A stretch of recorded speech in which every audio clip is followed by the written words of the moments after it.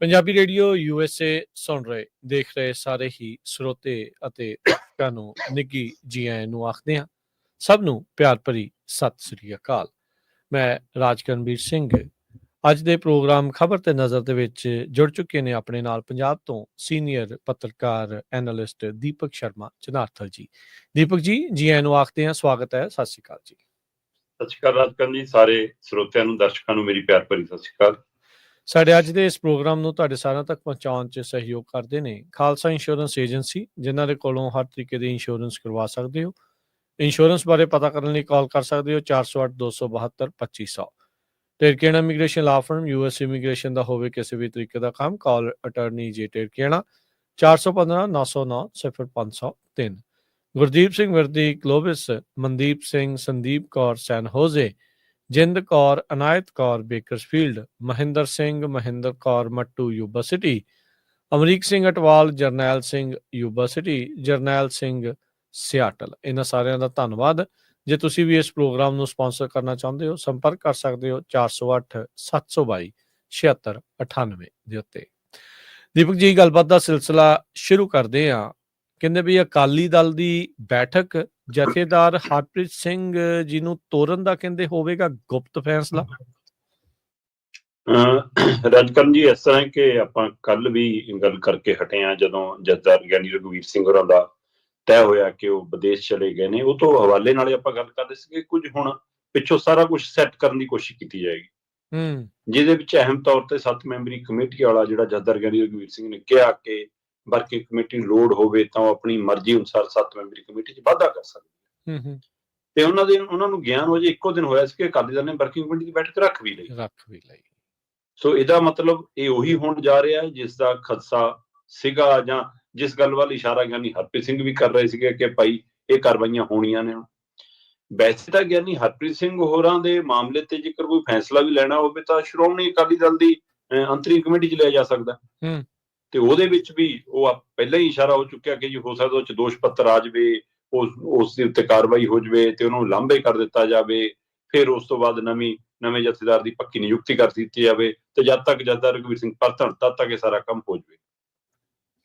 ਪਰ ਜਦੋਂ ਆਪਾਂ ਨੂੰ ਇਹ ਗੱਲ ਪਤਾ ਹੈ ਕਿ ਬੇਸ਼ੱਕ ਇਹ ਸ਼੍ਰੋਮਣੀ ਕਮੇਟੀ 'ਚ ਹੁੰਦਾ ਹੈ, ਪਰ ਉਹਦੇ ਫੈਸਲੇ ਅਕਾਲੀ ਦਲ ਦੀ ਲੀਡਰਸ਼ਿਪ ਖਾਸ ਕਰ ਬਾਦਲ ਪਰਿਵਾਰ ਲੈਂਦਾ ਹੈ, ਤੇ ਫਿਰ ਅੱਜ ਅਕਾਲੀ ਦਲ ਦੀ ਜਿਹੜੀ ਵਰਕਿੰਗ ਕਮੇਟੀ ਦੀ ਬੈਠਕ ਹੋਣੀ ਹੈ, ਕੀ ਉਹਦੇ ਵਿੱਚ ਗੁਪਤ ਏਜੰਡਾ ਹੋਏਗਾ? ਵੈਸੇ ਸ਼੍ਰੋਮਣੀ ਅਕਾਲੀ ਦਲ ਵਰਕਿੰਗ ਕਮੇਟੀ ਦੀ ਬੈਠਕ ਦੇ ਹਵਾਲੇ ਨਾਲ ਡਾਕਟਰ ਦਲਜੀਤ ਸਿੰਘ ਚੀਮਾ ਹੋਰਾਂ ਨੇ ਮੀਡੀਆ ਨਾਲ ਇਹ ਗੱਲ ਸਾਂਝੀ ਕੀਤੀ ਹੈ ਕਿ ਬਿਲਕੁਲ ਜੀ, ਅਸੀਂ ਅੱਜ ਵਰਕਿੰਗ ਕਮੇਟੀ ਦੀ ਬੈਠਕ ਕਰ ਰਹੇ ਹਾਂ। ਚੰਡੀਗੜ੍ਹ ਦੇ ਪਾਰਟੀ ਦੇ ਮੁੱਖ ਦਫ਼ਤਰ 'ਚ 2:30 ਵਜੇ ਬੈਠਕ ਹੋਏਗੀ। ਉਹ ਕਹਿੰਦੇ ਇਸ ਬੈਠਕ ਦੇ ਵਿੱਚ ਅਸੀਂ ਜਿਹੜਾ ਬਾਬਾ ਭੀਮ ਰਾਓ ਅੰਬੇਦਕਰ ਜੀ ਦੇ ਬੁੱਤ ਤੇ ਹਮਲਾ ਹੋਇਆ ਉਸ ਸਥਿਤੀ ਨੂੰ ਵੀ ਭਾਫਾਂਗੇ, ਉਸ ਤੇ ਵੀ ਚਰਚਾ ਕਰਾਂਗੇ। ਪੰਜਾਬ ਦੇ ਵਿੱਚ ਅਮਨ ਕਾਨੂੰਨ ਦੀ ਜਿਹੜੀ ਸਥਿਤੀ ਵਿਗੜ ਰਹੀ ਹੈ ਉਹ ਵੀ ਏਜੰਡਾ ਹੈਗਾ। ਅਕਾਲੀ ਦਲ ਦੀ ਜਿਹੜੀ ਮੈਂਬਰਸ਼ਿਪ ਅਹਿਮ ਚੱਲ ਰਹੀ ਹੈ, ਭਰਤੀ ਮੈਮ, ਉਹ ਵੀ ਏਜੰਡੇ ਤੇ ਹੈਗਾ। ਤੇ ਇਸੇ ਤਰ੍ਹਾਂ ਕਹਿੰਦੇ ਸ਼੍ਰੋਮਣੀ ਕਮੇਟੀ ਦੀਆਂ ਵੋਟਾਂ ਦੇ ਵਿੱਚ ਜਿਹੜੀ ਗੜਬੜ ਹੈ ਉਸ ਨੂੰ ਲੈ ਕੇ ਵੀ ਮੰਥਨ ਹੋਣਾ। ਸੋ ਇਹਦੇ ਵਿੱਚ ਕਿਤੇ ਨਹੀਂ ਉਹਨਾਂ ਨੇ ਇਹ ਏਜੰਡਾ ਦਿੱਤਾ ਕਿ ਹਾਂ ਇਹਨਾਂ ਏਜੰਡਿਆਂ ਤੇ ਗੱਲ ਹੋਣੀ ਹੈ, ਪਰ ਮੰਨਿਆ ਜਾ ਰਿਹਾ ਕਿ 2 ਅਹਿਮ ਏਜੰਡੇ ਆਉਣਗੇ, ਜਿਨ੍ਹਾਂ ਚੋਂ ਇੱਕ ਸਿੱਧੇ ਰੂਪ 'ਚ ਹੋਏਗਾ ਕਿ ਜਥੇਦਾਰ ਸਾਹਿਬ ਦੇ ਹੁਕਮਾਂ ਨੂੰ ਮੰਨ ਲਈਏ ਜੀ, ਆਪਾਂ 7 ਮੈਂਬਰੀ ਕਮੇਟੀ 'ਚ ਰਲੇਵਾਂ ਕਰ ਲਈਏ। ਹੁਣ ਹੁਕਮ ਮੰਨ ਲਏ ਜਾਣਗੇ। ਜਦੋਂ ਜਥੇਦਾਰ ਸਾਹਿਬ ਇਹ ਕਹਿੰਦੇ ਸੀ ਕਿ 7 ਮੈਂਬਰੀ ਕਮੇਟੀ ਨੂੰ ਅਧਿਕਾਰ ਸੌਂਪੀ, ਤੋਂ ਜਦ ਕਹਿੰਦੇ ਸੀ ਸਾਨੂੰ ਕਾਨੂੰਨੀ ਅੜਚਣ ਹੈ ਜੀ, ਸਾਨੂੰ ਤਕਨੀਕੀ ਮਸਲਾ ਹੈ ਜੀ। ਹੁਣ ਜਦੋਂ ਉਹ 'ਚ ਆਪਣੇ ਮੈਂਬਰ ਲਾ ਕੇ ਉਹਨੂੰ ਪ੍ਰਵਾਨਗੀ ਦਵਾਂਗੇ ਫਿਰ ਅੜਿੱਕਾ ਨਹੀਂ। ਸੋ ਅੱਜ ਇਹ ਤੈਅ ਮੰਨਿਆ ਜਾ ਰਿਹਾ ਕਿ ਅੱਜ 7 ਮੈਂਬਰੀ ਕਮੇਟੀ ਦੇ ਵਿੱਚ ਆਪਣੇ 15-20 ਮੈਂਬਰੇ ਪਾ ਕੇ ਉਸ ਨੂੰ ਇੱਕ ਤਰ੍ਹਾਂ ਨਾਲ ਭੋਗ ਪਾ ਦੇਣਗੇ, ਜਾਂ ਉਹਦਾ ਸਰੂਪ ਬਦਲ ਦੇਣਗੇ, ਜਾਂ ਉਹਦੀ ਬਣਤਰ ਬਦਲ ਦੇਣਗੇ, ਜਾਂ ਦਿਖਾਉਣ ਨੂੰ ਕਹਿਣਗੇ ਲਓ ਜੀ ਜਥੇਦਾਰ ਸਾਹਿਬ ਦੇ ਹੁਕਮਾਂ ਤੇ ਸੀ, ਪੂਰ ਪਾਤਰਾਂ ਨੇ ਕਿਹਾ ਸੀਗਾ ਕਿ ਤੁਸੀਂ ਇਹ 'ਚ ਲੋੜ ਅਨੁਸਾਰ ਵਾਧਾ ਕਰ ਲਓ। ਉਸੇ ਦੇ ਨਾਲ ਮੰਨਿਆ ਜਾ ਰਿਹਾ ਕਿ ਗੁਪਤ ਏਜੰਡਾ ਵੀ ਆਏਗਾ ਵੀ ਹੁਣ ਗਿਆਨੀ ਹਰਪ੍ਰੀਤ ਸਿੰਘ ਹੋਰਾਂ ਨੂੰ ਲਾਂਭੇ ਕੀਤਾ ਜਾਵੇ, ਤੇ ਉਹਨਾਂ ਦੀ ਥਾਂ ਤੇ ਨਿਯੁਕਤੀ ਕਿਹਨੂੰ ਕਰਨੀ ਹੈ ਉਸ ਦੇ ਉੱਤੇ ਵੀ ਗੁਪਤ ਫੈਸਲਾ ਹੋਏਗਾ। ਉਹ ਕੋਈ ਲਿਖਤੀ ਰਿਕਾਰਡ 'ਚ ਨਹੀਂ ਹੋਏਗਾ। ਕਿਹਾ ਜਾ ਰਿਹਾ ਕਿ ਉਸ ਤੋਂ ਬਾਅਦ ਫਿਰ ਆਉਂਦੇ ਦਿਨਾਂ 'ਚ ਸ਼੍ਰੋਮਣੀ ਗੁਰਦੁਆਰਾ ਪ੍ਰਬੰਧਕ ਕਮੇਟੀ ਆਪਣੀ ਬੈਠਕ ਬੁਲਾਏਗੀ, ਤੇ ਉਹਦੇ ਵਿੱਚ ਉਸ ਜਿਹੜੀ 3 ਮੈਂਬਰੀ ਕਮੇਟੀ ਨੇ ਇਕੱਠਾ ਕੀਤਾ ਦਸਤਾਵੇਜ਼, ਉਹਦੇ ਹਵਾਲੇ ਨਾਲ ਗਿਆਨੀ ਹਰਪ੍ਰੀਤ ਸਿੰਘ ਦੀਆਂ ਸੇਵਾਵਾਂ ਸਮਾਪਤ ਕਰ ਦਿੱਤੀਆਂ ਜਾਣਗੀਆਂ। ਸੋ ਇੱਕ ਪਾਸੇ ਸਭ ਦੀਆਂ ਨਜ਼ਰਾਂ ਅੱਜ ਅਕਾਲੀ ਦਲ ਦੀ ਇਸ ਵਰਕਿੰਗ ਕਮੇਟੀ ਤੇ ਹੋਣਗੀਆਂ, ਦੂਏ ਪਾਸੇ ਮਸਤੂਆਣਾ ਹੋਣਗੀਆਂ। ਮਸਤੂਆਣਾ ਵਿਖੇ ਸਾਲਾਨਾ ਬਰਸੀ ਮੇਲ ਜਿਹੜਾ ਹੁੰਦਾ ਹੈ, ਉਸ ਮੌਕੇ ਦੇ ਉੱਤੇ ਵੱਡੇ ਇਕੱਠ ਹੁੰਦੇ ਨੇ, ਜਿਵੇਂ ਉਸੇ ਇਕੱਠ ਦੇ ਵਿੱਚ ਸੁਧਾਰ ਲਹਿਰ ਵਾਲੇ ਆਪਣਾ ਇਕੱਠ ਰੱਖ ਰਹੇ ਨੇ, ਤੇ ਉੱਥੋਂ ਜਿਹੜੀ ਰਵਾਇਤੀ ਸਟੇਜ ਲੱਗਦੀ ਹੈ, ਪਤਾ ਲੱਗ ਰਿਹਾ ਉਸ ਸਟੇਜ ਤੋਂ ਮੁੱਖ ਬੁਲਾਰਿਆਂ ਚੋਂ ਗਿਆਨੀ ਹਰਪ੍ਰੀਤ ਸਿੰਘ ਅੱਜ ਮੁੱਖ ਬੁਲਾਰੇ ਵਜੋਂ ਹੋਣਗੇ। ਸੋ ਉਹ ਹੁਣ ਅੱਜ ਜਦੋਂ ਤਕਰੀਰ ਕਰਨਗੇ ਤਾਂ ਉਹ ਇਸ ਮਸਲੇ ਦੇ ਉੱਤੇ ਵੀ ਹੋ ਸਕਦਾ ਹੈ ਨਿਸ਼ਾਨਦੇਹੀ ਕਰਨ, ਜੋ ਪਿਛਲੇ ਦਿਨਾਂ 'ਚ ਵਾਪਰਿਆ, ਜਿਹੜੀ ਪੰਜ ਸਿੰਘ ਸੈਣ ਦੀ ਬੈਠਕ ਦਾ ਰੱਦ ਹੋਣਾ, ਇਹ ਸਾਰੀ ਕਾਰਵਾਈ। ਸੋ ਇਸ ਲਈ ਸਭ ਦੀਆਂ ਨਜ਼ਰਾਂ ਉੱਥੇ ਵੀ ਰਹਿਣਗੀਆਂ। ਦੂਸਰੇ ਪਾਸੇ ਇਹ ਵੀ ਮੰਨਿਆ ਜਾ ਰਿਹਾ ਕਿ ਸੁਧਾਰ ਲਹਿਰ ਵਾਲਿਆਂ ਨੇ ਕਿਸੇ ਸਮੇਂ ਪਹੁੰਚ ਕੀਤੀ ਸੀ ਗਿਆਨੀ ਹਰਪ੍ਰੀਤ ਸਿੰਘ ਹੋਰਾਂ ਤੱਕ ਕਿ ਜੱਦਰ ਸਾਹਿਬ ਤੁਸੀਂ ਰਾਜਨੀਤਿਕ ਤੌਰ ਤੇ ਆ ਜਾਓ, ਤੁਸੀਂ ਪਾਰਟੀ ਅਸੀਂ ਨਵੀਂ ਬਣਾਉਂਦੇ ਹਾਂ, ਤੁਸੀਂ ਉਹਦੀ ਬਾਗਡੋਰ ਸੰਭਾਲੋ, ਪ੍ਰਧਾਨਗੀ ਕਰੋ। ਤੇ ਕਹਿੰਦੇ ਗਿਆਨੀ ਹਰਪ੍ਰੀਤ ਸਿੰਘ ਨੇ ਸਪਸ਼ਟ ਜਵਾਬ ਦਿੱਤਾ ਸੀ ਕਿ ਮੈਂ ਧਾਰਮਿਕ ਖੇਤਰ 'ਚ ਕੰਮ ਕਰਨਾ, ਮੈਂ ਰਾਜਨੀਤਿਕ ਖੇਤਰ 'ਚ ਨਹੀਂ ਆਉਣਾ। ਜਿਹੜੇ ਸੁਧਾਰ ਲਹਿਰ ਵਾਲੇ ਜੱਦਰ ਗਿਆਨੀ ਹਰਪ੍ਰੀਤ ਸਿੰਘ ਨੂੰ ਆਪਣਾ ਲੀਡਰ ਬਣਾ ਕੇ ਮੂਹਰੇ ਲਾਉਣਾ ਚਾਹੁੰਦੇ ਸੀ, ਪਰ ਗਿਆਨੀ ਹਰਪ੍ਰੀਤ ਸਿੰਘ ਧਾਰਮਿਕ ਖੇਤਰ 'ਚ ਕੰਮ ਕਰਨਾ ਚਾਹੁੰਦੇ ਸੀ, ਕੀ ਸੁਧਾਰ ਲਹਿਰ ਵਾਲਿਆਂ ਨੇ ਆਪ ਬਦਲ ਲਿਆ ਕਿ ਜੇ ਜਥੇਦਾਰ ਸਾਹਿਬ ਨਹੀਂ ਆਉਂਦੇ ਤਾਂ ਆਪਾਂ ਉਹਨਾਂ ਕੋਲ ਚਲੇ ਜਾਈਏ? ਕੀ ਸੁਧਾਰ ਲਹਿਰ ਵਾਲੇ ਅੱਜ ਮਤਲਬ ਇੱਥੇ ਮਸਤੂਆਣਾ ਜਾ ਕੇ ਗਿਆਨੀ ਹਰਪ੍ਰੀਤ ਸਿੰਘ ਦੇ ਪਿੱਛੇ ਬੈਠਣਗੇ ਕਿ ਲਓ ਜੀ ਜੇ ਤੁਸੀਂ ਧਾਰਮਿਕ ਖੇਤਰ 'ਚ ਅੱਗੇ ਵਧਣਾ ਤਾਂ ਅਸੀਂ ਵੀ ਤੁਹਾਡੇ ਨਾਲ ਪਹਿਲਾਂ ਧਾਰਮਿਕ ਖੇਤਰ 'ਚ ਅੱਗੇ ਵਧ ਜਾਂਦੇ? ਕਹਿਣ ਤੋਂ ਭਾਵ ਗਿਆਨੀ ਹਰਪ੍ਰੀਤ ਸਿੰਘ ਹੋਰੀ ਜੇ ਸਿੱਧੇ ਰਾਜਨੀਤਿਕ ਤੌਰ ਤੇ ਸਾਹਮਣੇ ਨਹੀਂ ਆ ਰਹੇ ਕਿ ਉਹ ਧਾਰਮਿਕ ਚੋਣਾਂ ਜਿਹੜੀਆਂ ਐਸਜੀਪੀਸੀ ਦੀਆਂ ਹੋਣਗੀਆਂ ਉਹਦੇ ਵਿੱਚ ਅਹਿਮ ਰੋਲ ਨਿਭਾਉਣਗੇ ਤੇ ਸੁਧਾਰ ਲਹਿਰ ਵਾਲੇ ਉਸ ਤੇ ਰਾਹੀਂ ਐਂਟਰੀ ਕਰਨਾ ਚਾਹਣਗੇ। ਸੋ ਅੱਜ ਮਸਤੂਆਣਾ ਸੁਧਾਰ ਲਹਿਰ ਦਾ ਇਕੱਠ ਤੇ ਗਿਆਨੀ ਹਰਪ੍ਰੀਤ ਸਿੰਘ ਹੋਰਾਂ ਦੀ ਤਕਰੀਰ ਇਹ ਵੀ ਕਾਫੀ ਕੁਝ ਤੈਅ ਕਰੇਗੀ ਕਿ ਆਉਣ ਵਾਲੇ ਦਿਨਾਂ 'ਚ ਪੰਥਕ ਸਿਆਸਤ, ਅਕਾਲੀ ਸਿਆਸਤ ਕਿਸ ਪਾਸੇ ਨੂੰ ਅੱਗੇ ਵਧੇਗੀ। ਕੀ ਲੋਕ ਤਵੱਕੋ ਰੱਖਦੇ ਨੇ ਜਥੇਦਾਰ ਰਘਬੀਰ ਸਿੰਘ ਹੁਣੀ ਹਰਪ੍ਰੀਤ ਸਿੰਘ ਹੋਰਾਂ ਦੇ ਨਾਲ ਖੜਨਗੇ ਜਾਂ ਆਮ ਲੋਕ ਖੜਨਗੇ ਕਿ ਸਾਰੇ ਜਾਣੇ ਉਦਾਂ ਹੀ ਦੇਖਣਗੇ ਜਿੱਦਾਂ ਜਥੇਦਾਰ ਰਣਜੀਤ ਸਿੰਘ ਹੋਰਾਂ ਨੂੰ ਲਾਇਆ ਗਿਆ ਸੀਗਾ ਤੇ ਫਿਰ ਉਹੀ ਸਾਰਾ ਕੁਝ ਸੀਨ ਆ ਰਿਹਾ ਦੁਬਾਰਾ? ਦੇਖੋ, ਕਿਸੇ ਸਮੇਂ ਇਹ ਵੀ ਸੀਗਾ ਕਿ ਇਹ ਜਥੇਦਾਰ ਗਿਆਨੀ ਫੂਲਾ ਸਿੰਘ ਹੋਣੀ ਬਣ ਗਏ ਜਦੋਂ ਦਸੰਬਰ 'ਚ ਫੈਸਲਾ ਲਿਆ, ਫਿਰ ਹੁਣ ਗਿਆਨੀ ਰਘਬੀਰ ਸਿੰਘ ਬਾਰੇ ਫਿਰ ਲੋਕ ਗਿਆਨੀ ਗੁਰਬਚਨ ਸਿੰਘ ਵਾਲੀਆਂ ਗੱਲਾਂ ਕਰਨ ਲੱਗ ਪਏ। ਤੋ ਇਸ ਤਰ੍ਹਾਂ ਜਦੋਂ ਸਥਿਤੀ ਆਉਂਦੀ ਹੈ ਫਿਰ ਬਹੁਤ ਫਿਕਰ ਹੁੰਦੀ ਹੈ। ਬੇਸ਼ੱਕ ਹੁਣ ਤੱਕ ਇਹ ਲੱਗਦਾ ਰਿਹਾ ਕਿ ਆਪਸ ਦੇ ਵਿੱਚ ਤਾਲਮੇਲ ਅਜੇ ਵੀ ਬਰਕਰਾਰ ਹੈ। ਜਿਸ ਤਰ੍ਹਾਂ 28 ਤਰੀਕ ਦੀ ਬੈਠਕ ਰੱਖੀ ਗਈ, ਜਿਸ ਤਰ੍ਹਾਂ ਗਿਆਨੀ ਹਰਪ੍ਰੀਤ ਸਿੰਘ ਵਾਲੇ ਮਾਮਲੇ ਤੇ ਕਿਹਾ ਗਿਆ ਸੀਗਾ ਜਥੇਦਾਰ ਰਘਬੀਰ ਸਿੰਘ ਹੋਰਾਂ ਵੱਲੋਂ ਕਿ ਕਿਹੜੀ ਜਾਂਚ ਦੀ ਲੋੜ ਰਹੇਗੀ, 3 ਮੈਂਬਰੀ ਕਮੇਟੀ ਦੀ ਕੀ ਲੋੜ ਹੈ। ਪਰ ਜਦੋਂ ਹੁਣ ਜਾਣ ਤੋਂ ਪਹਿਲਾਂ, ਇੰਗਲੈਂਡ ਜਾਣ ਤੋਂ ਪਹਿਲਾਂ ਉਹਨਾਂ ਨੇ ਕਿਹਾ ਕੋਈ ਗੱਲ ਨਹੀਂ ਜੀ, ਜਦੋਂ 3 ਮੈਂਬਰੀ ਕਮੇਟੀ ਦਾ ਸਵਾਲ ਆਇਆ, ਜਥੇਦਾਰ ਸਾਹਿਬ ਗਿਆਨੀ ਹਰਪ੍ਰੀਤ ਸਿੰਘ ਦਾ ਸਵਾਲ ਆਇਆ ਤਾਂ ਗਿਆਨੀ ਰਘਬੀਰ ਸਿੰਘ ਹੋਰਾਂ ਨੇ ਕਿਹਾ ਸੀਗਾ ਕਿ ਦੇਖੋ ਜੀ ਅਹੁਦੇ ਦੀ ਮਰਿਆਦਾ ਰੱਖਣੀ ਜ਼ਰੂਰੀ ਹੈ, ਮਤਲਬ ਤੁਸੀਂ ਉਸ ਦਿਨ ਕਮੇਟੀ ਖਾਰਜ ਨਹੀਂ ਕੀਤੀ। ਸੋ ਇਸ ਲਈ ਕੀ ਇਹ ਸਾਰਾ ਕੁਝ ਜਾਂ ਜਿਵੇਂ 7 ਮੈਂਬਰੀ ਕਮੇਟੀ ਨੂੰ ਕਹਿਤਾ ਉਦੋਂ ਕਿਹਾ ਸੀਗਾ ਕਿ ਇਹ ਕਮੇਟੀ ਨਿਗਰਾਨੀ ਕਮੇਟੀ ਹੋਏਗੀ, ਇਹਦੀ ਨਿਗਰਾਨੀ 'ਚ ਭਰਤੀ ਹੋਏਗੀ ਤੇ ਜਿਹੜੀ ਲੀਡਰਸ਼ਿਪ ਨੂੰ ਤੁਸੀਂ ਕਹਿ ਰਹੇ ਹੋ ਕਿ ਰਲਾ ਲਓ ਵਰਕਿੰਗ ਕਮੇਟੀ, ਇਹਦਾ ਤੁਸੀਂ ਵਰਕਿੰਗ ਕਮੇਟੀ ਨੂੰ ਬੜੀ ਕਰ ਰਹੇ ਹੋ ਜਿਸ ਨੂੰ ਤੁਸੀਂ ਕਹਿ ਰਹੇ ਸੀ ਆਧਾਰਹੀਣ ਨੇ ਲੀਡਰ ਤਾਂ। ਸੋ ਇਹ ਚੀਜ਼ਾਂ ਨੇ ਕਿਤੇ ਨਾ ਕਿਤੇ ਗਿਆਨੀ ਹਰਪ੍ਰੀਤ ਸਿੰਘ ਤੇ ਗਿਆਨੀ ਰਘਬੀਰ ਸਿੰਘ ਨੂੰ ਹੁਣ ਦੂਰ ਕਰ ਦਿੱਤਾ ਹੈ ਤੇ ਉਹਦੇ ਵਿੱਚ ਹੁਣ ਦੇਖਣ ਵਾਲੀ ਗੱਲ ਹੋਏਗੀ ਕਿ ਅੱਜ ਇੱਧਰ ਅਕਾਲੀ ਦਲ ਦੀ ਬੈਠਕ 'ਚ ਕੀ ਹੁੰਦਾ ਤੇ ਉਧਰ ਪੰਥਕ ਸਟੇਜਾਂ ਤੇ ਕੀ ਹੁੰਦਾ। ਸੋ ਉਸ ਤੋਂ ਬਾਅਦ ਫਿਰ ਸੰਗਤ, ਆਵਾਮ, ਕੌਮ ਤੇ ਪੰਜਾਬ ਤੈਅ ਕਰ ਲੇਗਾ ਜੀ ਕਿ ਉਹਨੇ ਕੀ ਕਰਨਾ। ਵੈਸੇ ਰਾਜਨੀਤਿਕ ਤੌਰ ਤੇ ਸੁਧਾਰ ਲਹਿਰ ਵਾਲੇ ਇੰਨੀ ਆਸ ਉਮੀਦ ਨਾ ਰੱਖਣ, ਜੇ ਮਤਲਬ ਕਿ ਜੇ ਉਹਨਾਂ ਨੇ ਪਹਿਲਾਂ ਹੀ ਪੂਰ ਚੜ੍ਹਨਾ ਹੋਣਾ ਤਾਂ ਪਹਿਲਾਂ ਵੀ ਢੀਂਡਸਾ ਬਣਾ ਕੇ ਦੇਖਿਆ ਹੀ ਹੈ। ਸੋ ਇਸ ਲਈ ਇਹ ਸਾਰੇ ਲੀਡਰ ਚਾਹੇ ਉਧਰ ਨੇ ਚਾਹੇ ਇੱਧਰ ਨੇ, ਲੋਕਾਂ ਦੀ ਨਜ਼ਰਾਂ ਤੋਂ ਕਾਫੀ ਹੁਣ ਮਤਲਬ ਕਿ ਇਹ ਦੂਰ ਹੋ ਚੁੱਕੇ ਨੇ। ਪਰ ਲੋਕ ਸ਼੍ਰੋਮਣੀ ਅਕਾਲੀ ਦਲ ਨੂੰ ਅਜੇ ਵੀ ਚਾਹੁੰਦੇ ਨੇ ਕਿ ਸ਼੍ਰੋਮਣੀ ਅਕਾਲੀ ਦਲ ਸਰਜੀਤ ਹੋਵੇ, ਖਾਸ ਕਰ ਪੰਜਾਬ ਦੇ ਮੁੱਦਿਆਂ ਦੇ ਹਵਾਲੇ ਨਾਲ, ਪੰਜਾਬ ਪੱਖੀ ਮੁੱਦਿਆਂ ਦੇ ਹਵਾਲੇ ਨਾਲ, ਪੰਥਕ ਪਹਿਲੂਆਂ ਦੇ ਹਵਾਲੇ ਨਾਲ, ਸਿੱਖ ਮਸਲਿਆਂ ਦੇ ਹਵਾਲੇ ਨਾਲ ਉਹਨਾਂ ਦੀ ਚਾਰਜੋਈ ਕਰਨ ਲਈ ਕੋਈ ਤਾਂ ਧਿਰ ਹੋਵੇ। ਸੋ ਉਸ ਰੂਪ ਦੇ ਵਿੱਚ ਅਜੇ ਵੀ ਕੋਈ ਦੋਵੇਂ ਪਾਸਿਓਂ ਚਾਰਜੋਈ ਹੁੰਦੀ ਨਜ਼ਰ ਨਹੀਂ ਆਉਂਦੀ, ਉਹ ਸਵਿਰਤਾ ਨਜ਼ਰ ਨਹੀਂ ਆਉਂਦੀ। ਉਹ ਸਪੇਸ ਅਜੇ ਵੀ ਉਦਾਂ ਹੀ ਖਾਲੀ ਪਈ ਹੋਈ ਆ। ਦਿੱਲੀ ਵਿੱਚ ਪੰਜਾਬ ਦੇ ਮੁੱਖ ਮੰਤਰੀ ਮਾਨ ਦੇ ਟਿਕਾਣੇ ਉੱਤੇ ਰੇਡ ਜੀ। ਬਿਲਕੁਲ ਜੀ, ਦਿੱਲੀ ਚੋਣਾਂ ਚੱਲ ਰਹੀਆਂ ਤੇ ਕਹਿੰਦੇ ਜੰਗ ਤੇ ਇਸ਼ਕ 'ਚ ਸਭ ਕੁਝ ਜਾਇਜ਼ ਹੈ। ਇਸ ਲਈ ਭਾਰਤੀ ਜਨਤਾ ਪਾਰਟੀ ਕੋਈ ਮੌਕਾ ਗਵਾਉਣਾ ਨਹੀਂ ਚਾਹੁੰਦੀ ਇਸ ਵਾਰ ਤੇ ਉਹਦੇ ਵਿੱਚੋਂ ਹੀ ਹੈ ਕਿ ਆਪ ਤਾਂ ਮੋਦੀ ਜੀ, ਅਮਿਤ ਸ਼ਾਹ ਜੀ ਸਾਰੇ ਲੱਗੇ ਹੀ ਨੇ ਰੈਲੀਆਂ, ਚੋਣ ਪ੍ਰਚਾਰ ਤੇ। ਉਹਨਾਂ ਨੇ ਆਲੇ ਦੁਆਲੇ ਦੀਆਂ ਆਪਣੀਆਂ ਸਰਕਾਰਾਂ ਵੀ, ਚਾਹੇ ਉੱਥੇ ਭਗਦੜ ਮਚ ਰਹੀ ਆ ਯੂਪੀ ਦੇ ਵਿੱਚ ਮਹਾਕੁੰਭ ਦੇ ਵਿੱਚ, ਚਾਹੇ ਮੌਤਾਂ ਹੋ ਰਹੀਆਂ, ਚਾਹੇ ਫੇਰ ਅੱਗ ਲੱਗਣ ਦੀ ਖਬਰ ਆ ਗਈ ਹੈ ਨਾ, ਉਹ ਸਭ ਦੇ ਬਾਵਜੂਦ ਵੀ ਯੂਪੀ ਸਰਕਾਰ ਵੀ ਇੱਥੇ ਬੈਠੀ ਹੈ। ਸੋ ਇਸ ਲਈ ਉਹ ਢੰਗ ਤਰੀਕੇ ਤਾਂ ਬੀਜੇਪੀ ਅਪਣਾਈ ਰਹੀ ਹੈ ਜੋ ਚੋਣ ਪ੍ਰਚਾਰ ਹੁੰਦੇ ਨੇ। ਉਹ ਤੋਂ ਬਿਨਾਂ ਮੰਨਿਆ ਵੀ ਜਾ ਰਿਹਾ ਕਿ ਉਹ ਗ੍ਰਹਿ ਮੰਤਰਾਲੇ ਦੇ ਅਧੀਨ ਆ ਦਿੱਲੀ ਦੀ ਪੁਲਿਸ, ਉਹਦੀ ਵੀ ਵਰਤੋਂ, ਅੱਜ ਕੱਲ ਤਾਂ ਚੋਣ ਕਮਿਸ਼ਨ ਤੇ ਵੀ ਸਵਾਲ ਉੱਠ ਰਹੇ ਨੇ, ਉਹਦੀ ਵੀ ਵਰਤੋਂ, ਏਜੰਸੀਆਂ ਦੀ ਵਰਤੋਂ, ਇਹ ਵੀ ਸਾਰਾ ਕੁਝ ਸਵਾਲਾਂ ਦੇ ਘੇਰੇ 'ਚ। ਪਰ ਉਸ ਸਮੇਂ ਮਾਮਲਾ ਹੋਰ ਵੱਡਾ ਹੋਇਆ ਜਦੋਂ ਇੱਕ ਪਾਸੇ ਅਰਵਿੰਦ ਕੇਜਰੀਵਾਲ ਜਦੋਂ ਕਹਿੰਦੇ ਨੇ ਕਿ ਜਮਨਾ 'ਚ ਜ਼ਹਿਰ ਮਿਲਾਤਾ ਜੀ ਤੇ ਚੋਣ ਕਮਿਸ਼ਨ ਕਹਿੰਦਾ ਸਬੂਤ ਦਿਓ, ਹੈ ਨਾ, ਤੇ ਦੂਸਰੇ ਪਾਸੇ ਮਤਲਬ ਕਿ ਇਹਨਾਂ ਦੀ ਹੀ ਰਾਜ ਸਭਾ ਮੈਂਬਰ ਸਵਾਤੀ ਮਾਲੀਵਾਲ ਉਹ ਕੂੜੇ ਦੀ ਟਰੈਲੀ ਭਰ ਕੇ ਕੇਜਰੀਵਾਲ ਦੇ ਘਰੇ ਲਾਉਣ ਚਲੀ ਜਾਂਦੀ ਹੈ, ਕਿਆ ਲਓ ਜੀ ਸਾਰਾ ਦਿੱਲੀ 'ਚ ਤੁਸੀਂ ਗੰਦ ਪਾਇਆ, ਆਪਣੇ ਘਰੇ ਵੀ ਰੱਖ ਲਓ ਥੋੜਾ ਜਿਹਾ। ਸੋ ਇਹ ਸਾਰੀਆਂ ਚੋਣ ਸਟੰਟਬਾਜ਼ੀਆਂ ਦੇ ਦਰਮਿਆਨ ਦਿੱਲੀ ਪੁਲਿਸ ਦਾਅਵਾ ਕਰਦੀ ਹੈ ਕਿ ਅਸੀਂ ਇੱਕ ਗੱਡੀ ਫੜੀ ਹੈ। ਅੱਛਾ ਜੀ। ਉਹ ਗੱਡੀ ਪੰਜਾਬ ਨੰਬਰ ਦੀ ਹੈ ਤੇ ਉਹਦੇ ਤੇ ਪੰਜਾਬ ਸਰਕਾਰ ਦਾ ਸਟicker ਲੱਗਿਆ ਤੇ ਉਸ ਗੱਡੀ ਦੇ ਵਿੱਚੋਂ 10 ਲੱਖ ਦੀ ਨਗਦੀ, ਹਨਾ, ਹਜ਼ਾਰਾਂ ਦੀ ਸ਼ਰਾਬ ਤੇ ਆਮ ਆਦਮੀ ਪਾਰਟੀ ਦੇ ਝੰਡੇ, ਸਾਰਾ ਕੁਝ ਮਿਲਿਆ। ਹੁਣ ਦਿੱਲੀ ਪੁਲਿਸ ਦਾ ਦਾਅਵਾ ਹੈ ਕਿ ਪੰਜਾਬ ਸਰਕਾਰ ਦੀ ਗੱਡੀ ਸੀ ਜੀ, ਉਹਦੇ ਵਿੱਚ ਇਹ ਸਾਰਾ ਕੁਝ ਹੋ ਰਿਹਾ ਸੀ ਤੇ ਪੰਜਾਬ ਸਰਕਾਰ ਤੇ ਉਹਨਾਂ ਦੇ ਟਰਾਂਸਪੋਰਟ ਵਿਭਾਗ ਨੇ ਬਿਲਕੁਲ ਨਕਾਰਤਾ ਕਿ ਝੂਠ ਬੋਲਦੇ ਨੇ ਜੀ। ਉਹ ਕਹਿੰਦੇ ਅਧਿਕਾਰਤ ਰਿਕਾਰਡ ਅਨੁਸਾਰ ਜਿਹੜੀ ਗੱਡੀ ਫੜਨ ਦਾ ਦਾਅਵਾ ਕੀਤਾ ਜਾ ਰਿਹਾ ਉਹ ਸ਼ਿਵਪੁਰੀ ਨਾਂ ਤੇ ਰਜਿਸਟਰਡ ਹੈ।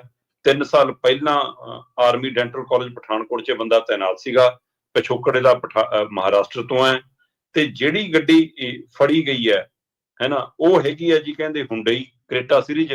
ਪਰ ਜਿਹੜੀ ਗੱਡੀ ਦਿਖਾਈ ਜਾ ਰਹੀ ਹੈ ਅਸਲ ਦੇ ਵਿੱਚ ਜਿਹੜੇ ਗੱਡੀ ਦਾ ਨੰਬਰ ਹੈ ਉਹ ਹੈਗੀ ਹੈ ਜੀ ਇਕੋ ਸਪੋਰਟ 2018 ਦੀ ਰਜਿਸਟਰਡ। ਸੋ ਕਹਿੰਦੇ ਇਸ ਲਈ ਇਹ ਨਕਲੀ ਜਾਲੀ ਨੰਬਰ, ਜਾਲੀ ਗੱਡੀ ਦਾ ਮਾਮਲਾ ਹੈ, ਜਾਣ ਕੇ ਪੰਜਾਬ ਦੇ ਸਿਰ ਤੇ ਪਰਚਾ ਫੜਿਆ ਜਾ ਰਿਹਾ ਚੋਣਾਂ 'ਚ ਸਾਨੂੰ ਬਦਨਾਮ ਕਰਨ ਲਈ। ਇਹ ਤੋਂ ਪਹਿਲਾਂ ਭਵੇਸ਼ ਵਰਮਾ ਸਮੁੱਚੇ ਪੰਜਾਬੀਆਂ ਨੂੰ ਕਟਹਿਰੇ 'ਚ ਖੜਾ ਕਰਦਾ ਕਹਿ ਚੁੱਕਿਆ ਸੀ ਕਿ ਉਸੇ ਦੀਆਂ ਗੱਡੀਆਂ ਫਿਰਦੀਆਂ ਦੜ-ਦੜ ਕਰਦੀਆਂ, ਦੇਖੋ ਐ ਹੁੰਦਾ।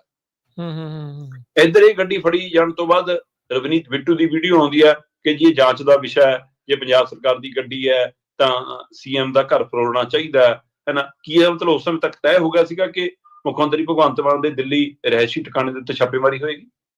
ਕੀ ਰਵਨੀਤ ਬਿੱਟੂ ਨੂੰ ਪਤਾ ਸੀਗਾ ਕਿ ਹੋਣ ਜਾ ਰਿਹਾ? ਸੋ ਅਚਾਨਕ ਫਿਰ ਸ਼ਾਮ ਨੂੰ ਨਾ ਦਲ ਬਲ ਲੈ ਕੇ ਦਿੱਲੀ ਪੁਲਿਸ ਤੇ ਨਾਲ ਚੋਣ ਕਮਿਸ਼ਨ ਦੇ ਅਧਿਕਾਰੀ ਉਹ ਕਪੂਰਥਲਾ ਹਾਊਸ ਪਹੁੰਚ ਜਾਂਦੇ ਨੇ। ਕਪੂਰਥਲਾ ਹਾਊਸ ਪੰਜਾਬ ਦਾ ਦਿੱਲੀ ਦੇ ਵਿੱਚ ਪ੍ਰਮੁੱਖ ਸਥਾਨ ਹੈ ਜਿੱਥੇ ਹੁਣ ਲਗਾਤਾਰ ਮੁੱਖ ਮੰਤਰੀ ਦਾ ਰਹਿਣ ਟਿਕਾਣਾ ਰਿਹਾ, ਜਿਹੜਾ ਵੀ ਪੰਜਾਬ ਦਾ ਮੁੱਖ ਮੰਤਰੀ ਬਣਦਾ।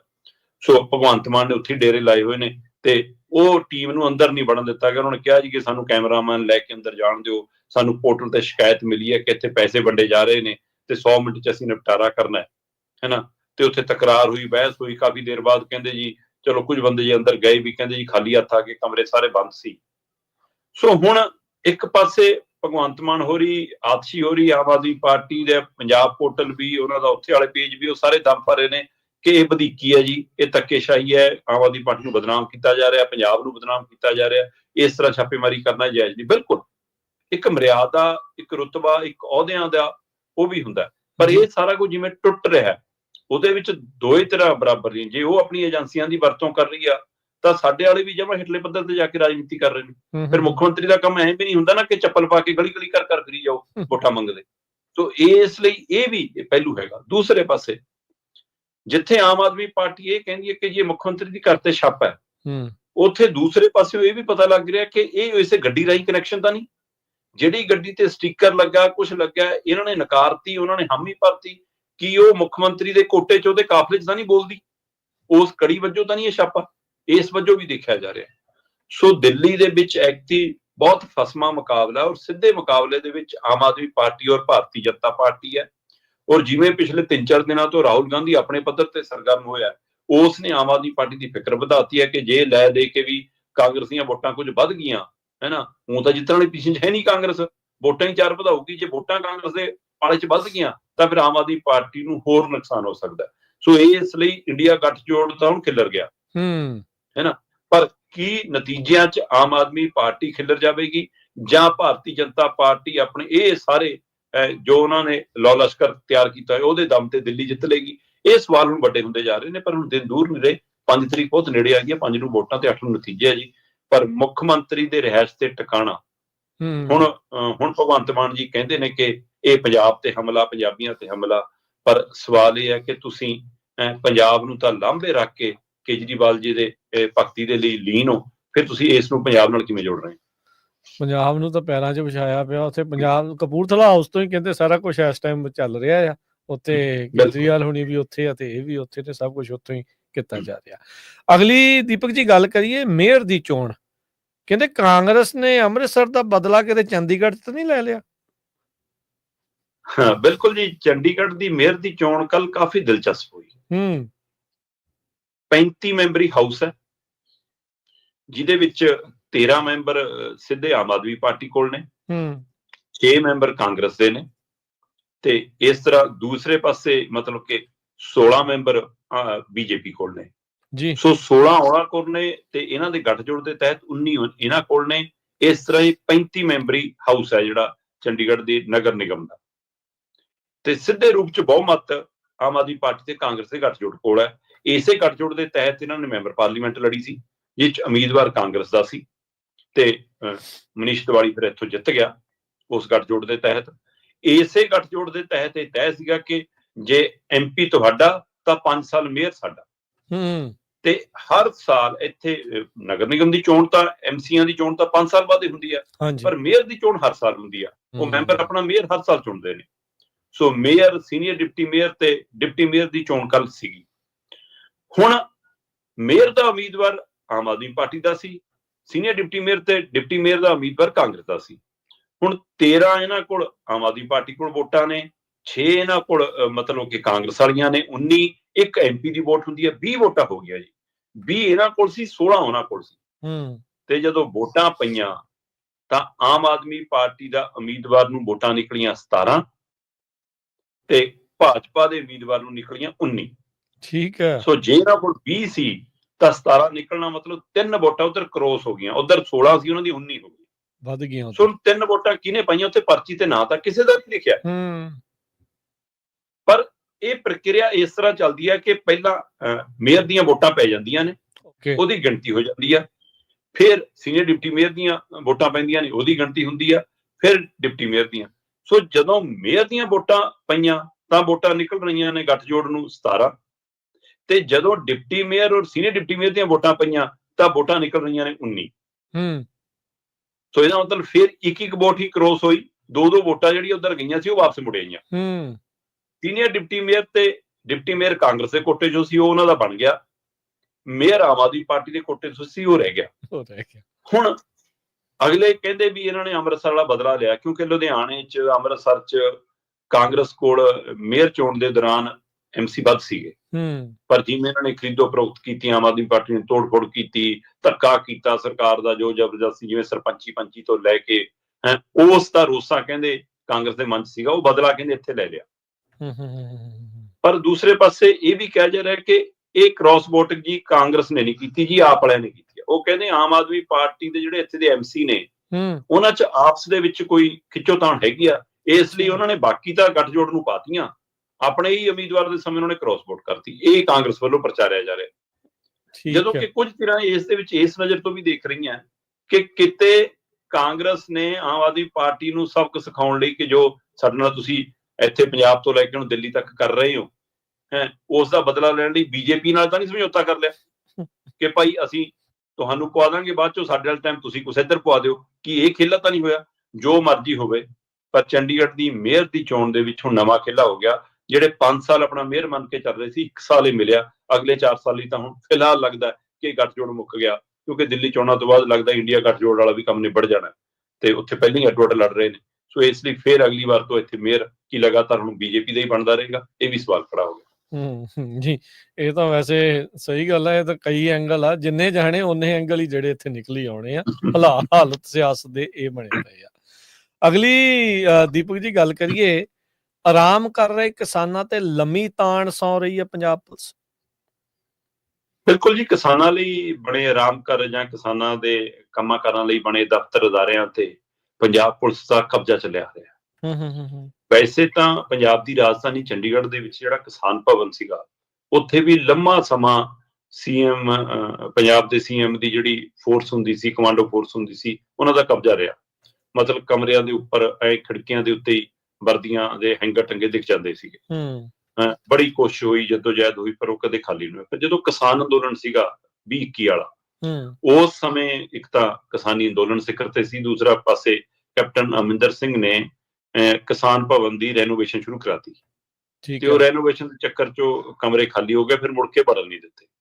ਇੱਥੇ ਵਾਲਾ ਤਾਂ ਖਾਲੀ ਹੋ ਗਿਆ ਕੰਮ, ਪਰ ਮੰਡੀ ਬੋਰਡ ਦੇ, ਮਾਰਕੀਟ ਕਮੇਟੀ ਦੇ ਜਿਹੜੇ ਪੰਜਾਬ 'ਚ ਕਿਸਾਨਾਂ ਲਈ ਆਰਾਮ ਘਰ ਬਣੇ ਨੇ, ਜਾਂ ਗੈਸਟ ਹਾਊਸ ਬਣੇ ਨੇ, ਜਾਂ ਮੀਟਿੰਗ ਹਾਲ ਬਣੇ ਨੇ, ਜਾਂ ਇਹਨਾਂ ਦੇ ਦਫ਼ਤਰ ਅਦਾਰੇ ਨੇ, ਉੱਥੇ ਬਹੁ ਗਿਣਤੀ ਥਾਵਾਂ ਤੇ ਉੱਤੇ ਪੰਜਾਬ ਪੁਲਿਸ ਦਾ ਕਬਜ਼ਾ। ਕਿਤੇ DSP ਦਾ ਦਫ਼ਤਰ ਹੈ, ਕਿਤੇ ਥਾਣਾ ਚੱਲਦਾ ਹੈ ਨਾ, ਤੇ ਕਿਤੇ ਮਤਲਬ ਕਿ ਤਹਿਸੀਲਦਾਰ ਬੈਠ ਜਾਂਦਾ, ਕਿਤੇ SDM ਬੈਠਾ, ਇਸ ਤਰ੍ਹਾਂ ਦੀ ਸਥਿਤੀ।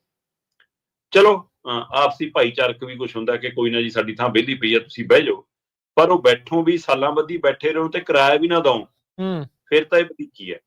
ਕਿਰਾਇਆ ਤਾਂ ਕਿਰਾਇਆ ਛੱਡੋ, ਬਿਜਲੀ ਪਾਣੀ ਦਾ ਬਿੱਲ ਵੀ ਨਾ ਭਰੋ, ਫਿਰ ਇਹ ਤਾਂ ਜਮਾਂ ਹੀ ਹੋਰ ਵਧੀਕੀ ਹੈ।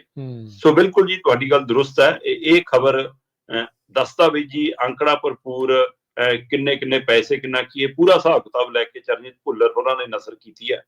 ਤੇ ਉਹ ਲਿਖਦੇ ਨੇ, ਕਹਿੰਦੇ ਖਾਮੋਸ਼ ਪੰਜਾਬ ਪੁਲਿਸ ਆਰਾਮ ਕਰ ਰਹੀ ਹੈ, ਪੰਜਾਬ ਮੰਡੀ ਬੋਰਡ ਦੇ ਕਿਸਾਨ ਆਰਾਮ ਘਰਾਂ ਤੇ ਪੁਲਿਸ ਦਾ ਕਬਜ਼ਾ, ਕਰੋੜਾਂ ਦਾ ਕਿਰਾਇਆ ਬਕਾਇਆ। 15 ਦੇ ਕਰੀਬ ਪੰਜਾਬ ਦੇ ਸਿੱਧੇ ਜਿਹੇ ਸ਼ਹਿਰ ਨੇ ਜਿੱਥੇ ਇਹਨਾਂ ਦਾ ਕਬਜ਼ਾ ਹੈ ਤੇ ਕਰੋੜਾਂ ਦਾ ਕਿਰਾਇਆ ਨਾ ਨਹੀਂ ਬਕਾਇਆ। ਜੇ ਮੈਂ ਮੋਟੀ ਮੋਟੀ ਨਜ਼ਰਸਾਨੀ ਕਰਾਂ ਤਾਂ ਖੰਨੇ ਦੇ ਵਿੱਚ ਜੇਕਰ ਮੈਂ ਦੇਖਦਾ ਤਾਂ ਕਹਿੰਦੇ ਜੀ ਖੰਨੇ ਦੇ ਜਿਹੜਾ ਕਈ ਸਾਲਾਂ ਤੋਂ ਇਹਨਾਂ ਨੇ ਕਿਰਾਇਆ ਵੀ ਨਹੀਂ ਭਰਿਆ ਖੰਨੇ ਦੇ ਕਿਸਾਨ ਆਰਾਮ ਘਰਾਂ ਦਾ, ਤੇ ਇਹ ਰਾਸ਼ੀ ਕਰੀਬ ਕਰੀਬ ਮਤਲਬ ਕਿ 2.5 ਕਰੋੜ ਦੇ ਕਰੀਬ 2 ਕਰੋੜ 40 ਲੱਖ ਦਾ ਬਕਾਇਆ ਖੜਾ ਜੀ, ਜਿਹੜਾ ਦੇ ਨਹੀਂ ਰਹੇ ਹੈ ਨਾ। ਇਹ ਇਕੱਲੇ ਖੰਨੇ ਦਾ।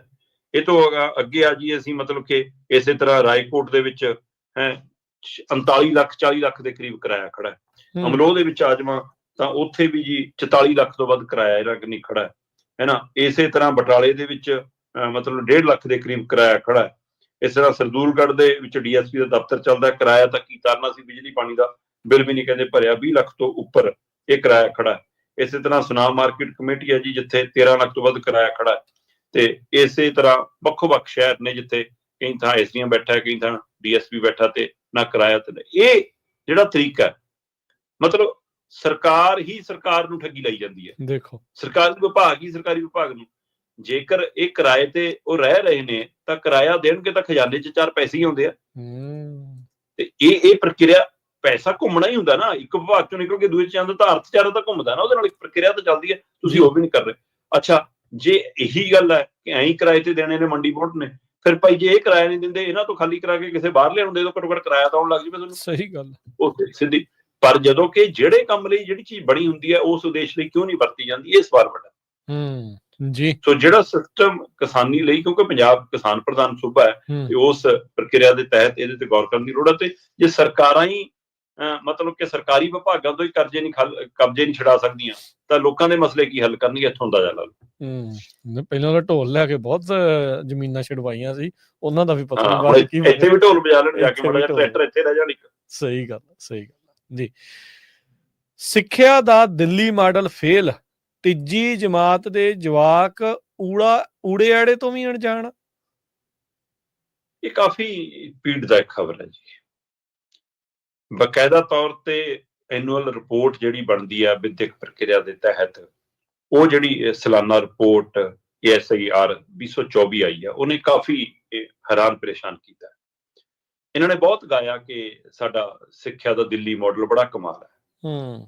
ਤੀਜੀ ਜਮਾਤ ਦੇ 30% ਸਰਕਾਰੀ ਸਕੂਲਾਂ ਦੇ ਜਵਾਕ ਪੰਜਾਬੀ ਦੀਆਂ 3 ਲਾਈਨਾਂ ਵੀ ਪੂਰੀਆਂ ਨਹੀਂ ਪੜ੍ਹ ਪਾਏ ਇੱਥੇ। ਮਤਲਬ ਜਿਹੜਾ 9 ਸਾਲ ਦਾ ਜਵਾਕ ਹੁੰਦਾ ਹੈ ਉਹ ਤੀਜੀ ਜਮਾਤ ਦੇ ਵਿੱਚ ਜਿਹੜਾ ਉਹਦਾ ਸਿਲੇਬਸ ਦਾ ਜੋ ਪੱਧਰ ਹੈ ਉਸ ਪੱਧਰ ਦੇ ਉੱਤੇ ਇੱਕ ਪੈਰਾ ਵੀ ਨਹੀਂ ਪੜ੍ਹ ਪਾ ਰਹੇ 30% ਸਰਕਾਰੀ ਸਕੂਲ ਦੇ ਜਵਾਕ। ਤੇ ਦੂਸਰੇ ਪਾਸੇ ਪ੍ਰਾਈਵੇਟ ਸਕੂਲਾਂ ਦਾ ਨਿਗਾਰ ਇਹਦੇ ਨਾਲੋਂ ਵੀ ਜ਼ਿਆਦਾ ਦੇਖਣ ਨੂੰ ਮਿਲਿਆ। ਉੱਥੇ 40% ਤੀਜੀ ਜਮਾਤ ਦੇ ਜਵਾਕ ਅਜਿਹੇ ਲੱਭੇ ਜਿਹੜੇ ਮਤਲਬ ਕਿ 2-2 3-3 ਲਾਈਨਾਂ ਵੀ ਨਹੀਂ ਪੜ੍ਹ ਪਾਏ। ਹੁਣ ਜੇਕਰ ਪ੍ਰਾਈਵੇਟ ਤੇ ਸਰਕਾਰੀ ਦੋਆਂ ਦਾ ਦੇਖੋ ਤਾਂ ਮਸਲਾ ਇਹ ਹੈ ਕਿ ਸਰਕਾਰੀ ਦੇ ਵਿੱਚ ਕਿਹਾ ਜਾਂਦਾ ਜੀ ਕਿ ਢਾਂਚੇ ਦੀ ਕਮੀ ਹੈ ਜੀ, ਬਿਲਡਿੰਗਾਂ ਨਹੀਂ ਜੀ ਪੂਰੀਆਂ, ਪਖਾਨੇ ਨਹੀਂ ਜੀ, ਜਦੋਂ ਕਿ ਉਸ ਮਾਮਲਿਆਂ 'ਚ ਪੰਜਾਬ ਬਾਕੀ ਸੂਬਿਆਂ ਨਾਲੋਂ ਬਹੁਤ ਤਰੱਕੀ ਤੇ ਹੈ, ਇਮਾਰਤਾਂ ਪੱਖੋਂ, ਸਾਰੇ ਪ੍ਰਬੰਧਾਂ ਪੱਖੋਂ, ਸਕੂਲਾਂ ਦੀ ਦਿੱਖ ਪੱਖੋਂ। ਤੇ ਆਮ ਆਦਮੀ ਪਾਰਟੀ ਦਾ ਢੋਲ ਵਜਾ ਕੇ ਕਹਿੰਦੀ ਆ ਰਹੀ ਹੈ ਕਿ ਅਸੀਂ ਤਾਂ ਜੀ ਸਕੂਲਾਂ ਦਾ ਨਵੀਨੀਕਰਨ ਕਰਤਾ ਏਦਾਂ ਕਰਤਾ। ਤੇ ਜੇਕਰ ਉਹ ਪਹਿਲੂ ਵੀ ਆਪਾਂ ਛੱਡ ਲਈਏ ਤਾਂ ਵੀ ਇਹ ਸੱਚਾਈ ਹੈ ਕਿ ਸਰਕਾਰੀ ਸਕੂਲਾਂ ਦੇ ਵਿੱਚ ਕੁਆਲੀਫਾਈ ਅਧਿਆਪਕ ਹੁੰਦੇ ਨੇ ਜੀ, ਪੜ੍ਹੇ ਲਿਖੇ ਅਧਿਆਪਕ ਹੁੰਦੇ ਨੇ, ਜਿਹੜੇ ਡਿਗਰੀ ਹੋਲਡਰ ਨੇ, ਜੋ ਪੈਮਾਨਾ ਹੈ ਉਸ ਸਿੱਖਿਆ ਦਾ ਉਹਦੇ ਵਿੱਚੋਂ ਪੂਰਨ ਹੋ ਕੇ ਆਉਂਦੇ ਨੇ। ਤੇ ਜੇ ਉਹਨਾਂ ਦੇ ਹੁੰਦਿਆਂ ਵੀ ਸਿੱਖਿਆ ਦਾ ਮਿਆਰ ਹਾਏ, ਕੀ ਇਹਦਾ ਕਾਰਨ ਇਹ ਹੈ ਕਿ ਉਹ ਪੂਰਾ ਪੜ੍ਹਾਈ ਵੱਲ ਧਿਆਨ ਘੱਟ ਦਿੰਦੇ ਨੇ ਤੇ ਆਪਣੇ ਧਰਨਿਆਂ ਮੁਜ਼ਾਹਰਿਆਂ ਵੱਲ ਵੱਧ ਦਿੰਦੇ ਨੇ? ਕੀ ਇਹਦਾ ਕਾਰਨ ਇਹ ਹੈ ਕਿ ਉਹਨਾਂ ਤੋਂ ਸਿੱਖਿਆ ਦੇ ਕੰਮ ਦੀ ਬਜਾਏ ਸਰਕਾਰ ਦੂਜੇ ਕੰਮ ਵੱਧ ਲੈਂਦੀ ਹੈ? ਕੀ ਇਹਦਾ ਕਾਰਨ ਇਹ ਹੈ ਕਿ ਅੱਜ ਕੱਲ੍ਹ ਟੈਕਨੋਲੋਜੀ ਦੇ ਯੁੱਗ 'ਚ ਉਹ ਵੀ ਸਕੂਲ ਆ ਕੇ ਹਾਜ਼ਰੀ ਭਰ ਕੇ ਆਪਣਾ ਕੰਮ ਨਹੀਂ ਪੂਰਾ ਕਰਦੇ, ਫੋਨਾਂ ਮੋਬਾਈਲਾਂ ਤੇ ਉਲਝੇ ਰਹਿੰਦੇ ਨੇ? ਕਿੰਨੇ ਤਰ੍ਹਾਂ ਦੇ ਸਵਾਲ ਖੜੇ ਹੁੰਦੇ ਨੇ। ਦੂਸਰੇ ਪਾਸੇ ਪ੍ਰਾਈਵੇਟ ਸਕੂਲ, ਟਾਈਆਂ ਲਾ ਕੇ ਜਾਣੀਆਂ ਜੀ, ਵਰਦੀ ਉਹਨਾਂ ਦੇ ਰੰਗ ਦੀ ਉਹ ਪਾਉਣੀ ਹੈ ਜੀ, ਉਹਨਾਂ ਦੀ ਦੁਕਾਨ ਤੋਂ ਹੀ ਲੈਣੀ ਹੈ ਜੀ, ਕੱਪੜੇ ਲੀੜੇ ਇਹੋ ਜਿਹੇ, ਟਿਫਨ ਇਹੋ ਜਿਹਾ, ਖਾਣਾ ਇਹੋ ਜਿਹਾ, ਹੈ ਨਾ। ਇਹ ਸਾਰਾ ਕੁਛ ਤਾਂ ਠੀਕ ਹੈ, ਤੇ ਪਰ ਜਿਹੜਾ ਕੰਮ ਕਰਾਉਣਾ ਪ੍ਰਾਈਵੇਟ ਸਕੂਲਾਂ ਨੇ ਉਹ ਹੋ ਨਹੀਂ ਰਿਹਾ। ਜਵਾਕ ਜੀ ਊੜੇ ਆੜੇ ਤੋਂ ਵੀ ਅਣਜਾਣਾ ਪੰਜਾਬ ਦਾ, ਤੁਸੀਂ ਕੀ ਪੜ੍ਹਾ ਰਹੇ ਹੋ ਜੀ? ਇਸੇ ਗੱਲ ਨੂੰ ਜੇ ਅਗਾਂਹ ਵੱਧਦਾ ਤਾਂ ਹੋਰ ਫਿਕਰ ਮਹਿਸੂਸ ਹੁੰਦਾ। ਜੀ। ਤੀਜੀ ਜਮਾਤ ਦੇ 15% ਜਵਾਕ ਅਜਿਹੇ ਲੱਭੇ ਜਿਹੜੇ ਰਾਜਕਰਨ ਜੀ ਅੱਖਰ ਤਾਂ ਪਛਾਣ ਸਕੇ ਪਰ ਅੱਖਰ ਜੋੜ ਨਹੀਂ ਪੜਨਾ ਆਇਆ ਉਹਨਾਂ ਨੂੰ। ਠੀਕ ਆ। ਅੱਖਰਾਂ ਦੀ ਪਛਾਣ ਤਾਂ ਹੈਗੀ ਆ ਉਹਨਾਂ ਨੂੰ ਪਰ ਅੱਖਰ ਜੋੜ ਨਹੀਂ ਪੜਨਾ ਆਉਂਦਾ। ਦੂਸਰੇ ਪਾਸੇ 5% ਦੇ ਕਰੀਬ ਜਵਾਕ ਅਜਿਹੇ ਨਿਕਲੇ ਜਿਨ੍ਹਾਂ ਨੂੰ ਊੜੇ ਆੜੇ ਦੇ ਅੱਖਰਾਂ ਦੀ ਵੀ ਪਛਾਣ ਨਹੀਂ ਸੀ। ਮਤਲਬ ਇਹ ਸਾਡਾ ਵਿਦਿਆ ਦਾ ਪੱਧਰ। ਹਾਂ, ਥੋੜੀ ਜਿਹੀ ਰਾਹਤ ਸਿਰਫ ਇਸ ਗੱਲ ਦੀ ਮਿਲੀ ਕਿ ਹਿਸਾਬ ਦੇ ਵਿੱਚ ਇਸ ਵਾਰ ਪਿਛਲੀ ਵਾਰ ਨਾਲੋਂ ਬੱਚਿਆਂ ਦਾ ਥੋੜਾ ਜਿਹਾ ਸੁਧਾਰ ਨਜ਼ਰ ਆਇਆ। ਓਵਰਆਲ ਪੰਜਾਬ ਦੇ ਇਹਦੇ ਵਿੱਚ ਕੁੜੀਆਂ ਅਜੇ ਵੀ ਮੁੰਡਿਆਂ ਨਾਲੋਂ ਸਾਰੇ ਖੇਤਰਾਂ 'ਚ ਮੋਹਰੀ ਨਜ਼ਰ ਆਈਆਂ, ਪਰ ਫਿਰ ਵੀ ਮਤਲਬ ਮੁੰਡੇ ਵੀ ਹਿਸਾਬ ਦੇ ਵਿੱਚ ਪੰਜਾਬੀ ਨਾਲੋਂ ਵੀ ਥੋੜਾ ਜਿਹਾ ਵਧੀਆ ਉਹਨਾਂ ਦਾ ਦੇਖਣ ਨੂੰ ਮਿਲਿਆ। ਇਹ ਇੱਕ ਪੱਖ ਚੰਗਾ ਉੱਭਰਿਆ, ਪਰ ਫਿਕਰਮੰਦੀ ਵਾਲਾ ਪਹਿਲੂ ਤਾਂ ਇਹ। ਦੂਸਰਾ, ਇਸੇ ਰਿਪੋਰਟ ਨੇ ਇੱਕ ਹੋਰ ਪੱਖ ਸਾਹਮਣੇ ਲਿਆਂਦਾ ਕਿ ਪੰਜਾਬ ਦੇ ਜਿਹੜੇ ਸਕੂਲੀ ਪਾੜੇ ਨੇ ਉਹਨਾਂ ਕੋਲ ਭਾਰਤ ਦੇ ਬਾਕੀ ਸੂਬਿਆਂ ਦੇ ਮੁਕਾਬਲੇ ਸਮਾਰਟਫੋਨ ਵੱਧ ਪਹੁੰਚ ਗਿਆ।